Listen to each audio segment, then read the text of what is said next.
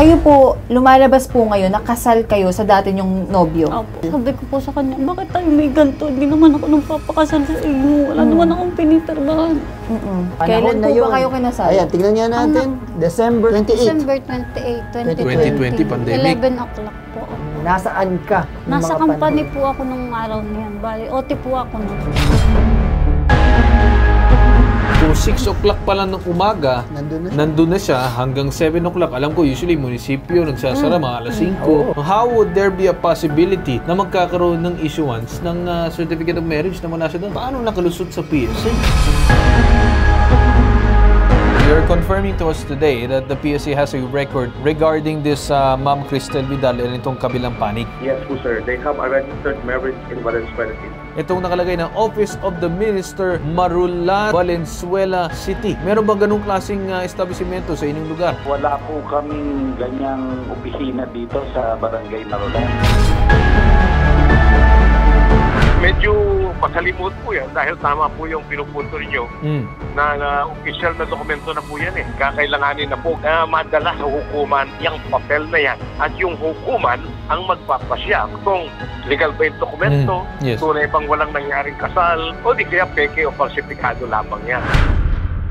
Kayo po, lumalabas po ngayon, nakasal kayo sa dati niyong nobyo. Opo. Ito pong dati niyong nobyo ay dayuhan. Opo. Ano pong nationality niya? Indiano. Bali, 3 years po kaming naging magjowa. Okay, so 3 years po kayo naging mag-partner nitong Indian national.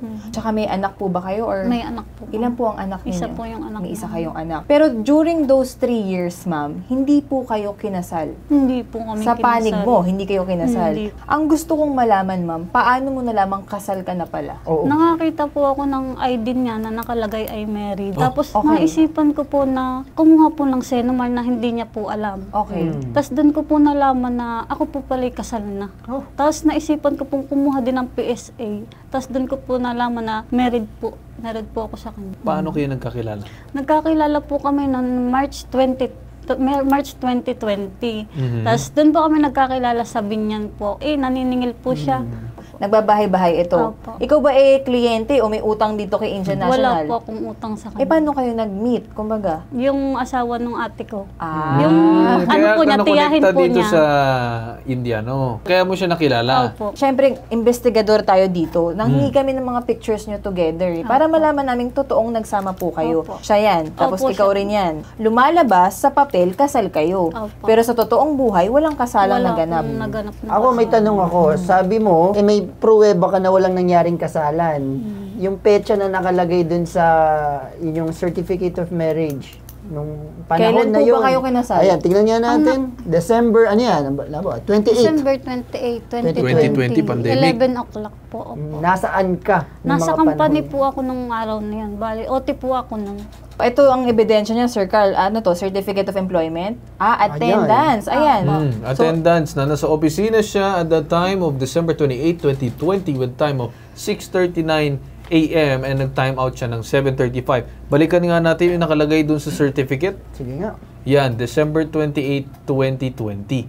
So, paano siya makakasaglit? Kung 6 o'clock pa lang ng umaga, nandun na siya hanggang 7 o'clock. Alam ko, usually, munisipyo nagsasara mga alas 5. So, how would there be a possibility na magkakaroon ng issuance ng certificate of marriage na wala siya doon? tama. Anong sinabi niya, reaction niya, nung sinabi, bakit tayo kinasal? Sabi ko po sa kanya, bakit tayo may ganito? Hindi naman ako nang papakasal sa inyo. Wala naman akong pinipirmahan. Sabi ko, ipaayos mo to. Sabi ko ganyan sa kanya. Kasi wala po akong perang pambaayos dahil alam ko po na ano po yun, mahal po yung Mga magpaayos. ganong bagay. Pero anong reaksyon niya? Inamin ba niya? Ano? O tinanggi Nasabi niya? po niya sa akin, ayun daw po ay peke, yun daw po ay hindi totoo at may expiration po. Ano pong dahilan? Nag-explain ba siya sa'yo? Wala po siyang sinabi sa akin na ano eh. kung Wala siyang anong sinabing dahilan. na- Kasi ang sa amin, no, ang suspetsya namin dito, kung kami ang tatanungin, base sa aming pag-iimbestiga, siya ay Indian national. So, he is a foreigner. Now, it's a possibility na kumuha siya ng marriage certificate for the reasons na makastay siya dito sa Pinas. Given na meron siyang negosyo na umano'y pagpapahiram ng pera, then may interest, and then papabayad dun sa mga tao. Basically, the system of 5-6. Posible dahil baka mamaya pa-deportin siya, nagpakasal siya sa'yo. Umano, base dun sa records ng ating munisipyo. Saka sa inyong certificate of marriage, saang simbahan or saan ba kayo kinasal? Hindi ko po alam. May nakalagay ba doon? Meron ba nakalagay Meron na pong place? Marolas po. Marulas. Anong Saan yung Marulas? Valenzuela yun. Ayan, may nakalagay Office dito. of the Minister, Marulas, Valenzuela City. Ito ba ano to, na existing kaya itong ano na Hindi to? ko nga po alam kung saan yung Marolas na yan. Ma'am, doon sa ibinanggit na simbahan o kung ano man, sinubukan niyo bang puntahan? Nung pinuntahan po namin yung Marolas, nagtanong-tanong po kami. Nakalagay po kasi dun sa Senomar, 3rd District. Marolas, 3rd District. Nung nagtanong po kami, wala daw pong 3rd District doon. Walang 3rd District. 1st District lang daw po at 2nd District. Sa Valenzuela. Yung 2 districts lang yung sa Valenzuela. Di ibig sabihin, mukhang gawa-gawa nga lang talaga yung ano. Pero sa akin, paano nakalusot sa PSA? Yan ang pinaka siguro number 1 question ko mamaya para dito sa ating PSA. Ngayon po, hindi po kami bigyan dun sa may Caloocan po kasi yun po nakalagay dun sa may marriage license Caloocan City. Oo. Kaya pumunta po kami dun. Ngayon hindi po kami bigyan ng i-verify ko po yung marriage license. Kasi sa pagkakaalam ko, itong marriage license na to, dapat nagre-reflect doon yung mga pangalan ng mga So, kailangan nating i-validate kung yung legitimacy nung marriage contract na hawak mo. Ang sabi po sa akin ay hindi daw po doon ang kuhanan. Pinapunta po kami doon sa may PSA po dyan sa East Avenue. Dito sa main? Opo, nung pumunta po kami doon, hindi daw po sila nagbibigay ng ganun kasi PSA lang po, daw po talaga sa kanila yung copy po. Tapos, yun, nung pabalik, nagpaano-ano na kami, nagpauli-uli na po kami. So, paano niyo nakuha yung dokumento na ito, bandang dulo? Or wala ka nakuha from PSA? Wala po. Hanggang ngayon wala pa rin. Yung PSA po na original, nagkuha po ako nung nalaman ko nga po. Meron kang marriage certificate galing sa meron PSA. po. Ang gusto natin gawin, yung marriage license sa marriage certificate, i-validate kung talagang pangalan nyo. Yun ang hindi mo magawa. Yun po ang pinagpasapasahan na po. Siguro makakatulong. At saka of course, yun nga, gaya ng concern ni Sir Carl, paano nakalusot, paano nagkaroon ng marriage certificate kung hindi naman kayo talaga nagpakasal? Oo nga. Okay, so yun siguro ang pwede nating itanong mismo sa PSA. Okay, ma'am? Sige, kausapin na natin ngayon sa kabilang linya itong Chief Registration Officer 5 ng Civil Register Management Division ng PSA Central Office, si Emilio Querubin Jr. Magandang umaga po sa inyo. Base po doon sa verification namin sa aming database po, meron po tayong record na marriage ni African Santana and Crystal Hernandez Vidal, registered in Valenzuela City, Metro Manila. Okay. You're confirming to us today that the PSA has a record regarding this Ma'am Crystal Vidal and itong kabilang panig. Yes po sir, they have a registered marriage in Valenzuela City. So ano po sir yung pwede natin gawin dito kasi mukhang namumblema si Ma'am? At this point of time sir, kasi registered na yung marriage certificate, this is already a valid document. The least thing we can do is to submit in court. Also, i-challenge natin po sa court ito, patunayan na hindi siya yung ikinasal. Kasi sir, if you look at the marriage certificate, all the information provided therein ay nandun lahat yung information ni Madam Cristel. So, if she is denying that she is the one who entered into marriage with Mr. Randana, so that could be settled in court. Tatanungin ko din ng mismong Valenzuela para alamin kung ano ba mismo ang address nitong sinasabi na kung saan naganap yung event or kung ano man kasi may nakalagay na event sa Barangay Marulas, Valenzuela City. Pero siguro sir, stay on the line. Papakita ko lang sa inyo, tatanungin ko lang din itong si Cap regarding sa information na nakuha po namin. Magandang umaga po sa inyo, Cap. Magandang umaga po. Now, mukhang may nagamit ata na address na galing po dyan sa inyong barangay. Kung pwede natin siguro i-flash sa screen natin. Itong nakalagay na Office of the Minister, Marulas, Valenzuela City. Meron ba ganung klaseng establishmento sa inyong lugar? Wala po kaming ganyang opisina dito sa Barangay Marulas. Now sir, you confirm that there is no such establishment. Pero may nakakarating ba sa inyong tanggapan na may iba din na gumagamit ng ganitong klaseng address or information? Actually, sir, ito yung first time na narinig ko yung sinasabi ninyong office, yung Office of the minister. Wala po kaming ganyan dito. So wala kayong narinig na case na posibleng ginamit siya for marriage purposes? Wala rin po. Siguro sir, with that said, kami magpapasalamat sa inyo sa bibigay ng additional information. I believe, kasi itong nag-solemnize ang marriage sa Reverend Maria Luisita Montemayor, which is a minister in a position, siguro sir, baka office mo po mismo ito ni office ni Reverend Maria Luisa Montemayor, kaya hindi sila nakikita sa address ng Marulas. Maybe because this is the office of the minister who solemnizes the marriage. So meaning to say, it's not a place, it's not an address, but an office of the minister. So siguro sir, if we could trace back kung sino po itong si Reverend Maria Luisa Montemayor para malaman natin kung bakit niya naikasal ito, samantalang ang sinasabi ng ating kababayan is she is not the one who has attended the solemnization of this marriage. Sige Sir Emilio, we'll try and do that also as well para madagdagan ng impormasyon. But with that said sir, yung sinasabi niyo specifically ay through the court na lang ang mangyayari po dito. Tama po ba? Yes po sir, po. Sige po sir, maraming salamat po sa inyo.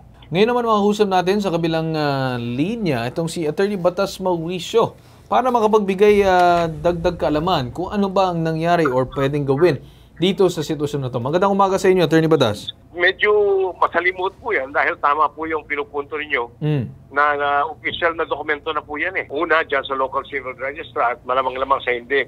Pati po sa Philippine Statistics Authority o sa NSO. Yeah.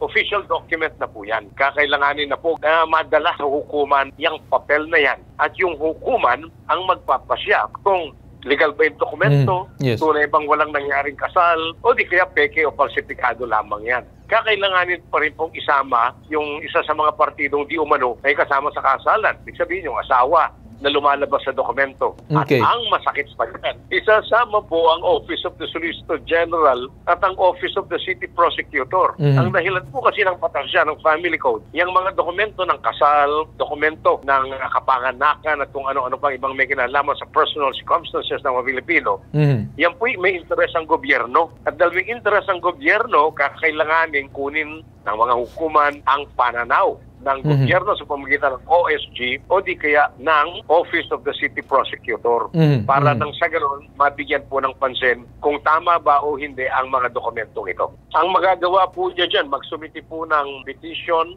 to declare as null and void the marriage contract on the ground that wala po talagang kasal na nangyari.